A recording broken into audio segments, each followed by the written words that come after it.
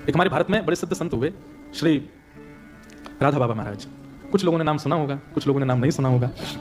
श्री राधा बाबा महाराज गोरखपुर में विराजते थे और उनकी लीलाएं तो कथाएं तो बहुत अद्भुत हैं। श्री भाई जी महाराज, हनुमान प्रसाद पोद्दार जी और श्री राधा बाबा महाराज, दोनों का अत्यंत सामीप्य रहता था। अगर किसी व्यक्ति को नहीं पता इनके बारे में तो कभी गीता प्रेस गोरखपुर से ऑनलाइन बाबा का चरित्र, भाई जी का चरित्र मंगाइए, एक बार जरूर पढ़ना।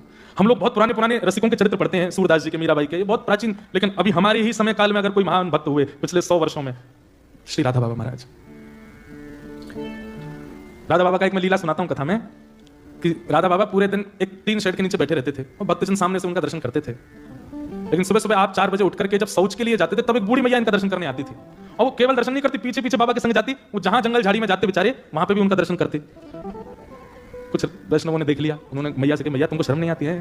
बाबा सुबह सुबह बेचारे अपने नित्य नियम में जाते हैं, तुम वहां भी उनका दर्शन करती हो। और हमने देखा तुम छुप छुप के सब जगह से दिखती हो, क्यों करती हो ऐसा? पूरे दिन बाबा टीन शेड में बैठते हैं, वहीं दर्शन किया करो। तो बूढ़ी मैया के नेत्रों से आंसू आ गए। बोले मैं सच बताऊं, मैं बाबा को नहीं दिखती। बाबा तो पूरे दिन दिखते हैं, बाबा तो पूरे दिन दिखते हैं, दर्शन देते हैं, मैं दिन भर उनका दर्शन करती हूं। पर ये सुबह सुबह जब शौच के लिए जाते हैं ना, उसी समय एक सांवरा सलोना सा लाला इनकी लठिया पकड़ के संग चलता है, मैं उसको देखने जाती हूँ, उसका दर्शन करने जाती हूँ, वो रोज दिखता है।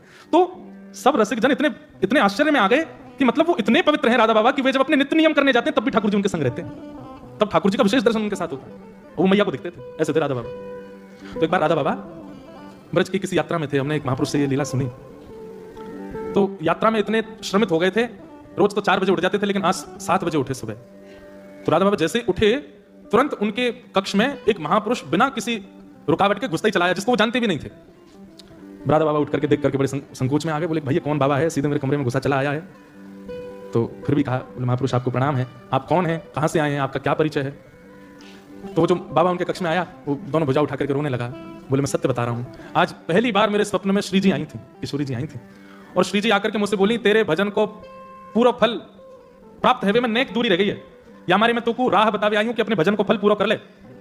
मैंने पूछी हे श्यामा जी भजन को फल कैसे पूरा होगा? बोले कि अभी अभी राधा बाबा आए हैं बिड़ला धर्मशाला में,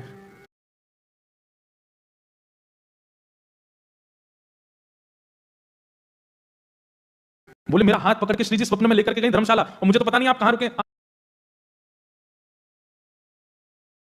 श्री जी स्वप्न में लेकर के गई धर्मशाला और मुझे तो पता नहीं आप कहां रुके। आपके कमरे के बाहर जाके उन्होंने इशारा किया, बोले या कमरा में बैठे, बाबा उनको जाके सुबह दर्शन कर लियो, उनके दर्शन से तेरा भजन फल पूरा होगा। ये सुनते ही राधा बाबा नेत्रों से अश्रुपात होने लगा। बोले श्री जी ने ऐसी आज्ञा दी? बोले हाँ। बोले श्री जी मुझसे कह के गए कि आज तुम आज जाकर के इनका दर्शन करना। चरणों में प्रणाम किया और प्रणाम करके बोले श्री जी ने एक आज्ञा और दी है। बोले क्या? बोले बरसाने में एक सदगृहस्थ हैं, उनका नाम है मोहिनी बिहारी, मोहिनी श्याम जी, आप कृपा करके या तो उनके दर्शन कराओ। मतलब श्री जी ने मुझको आज्ञा दी मैं आपके दर्शन करूं, और आपके लिए आज्ञा दी है कि बरसाने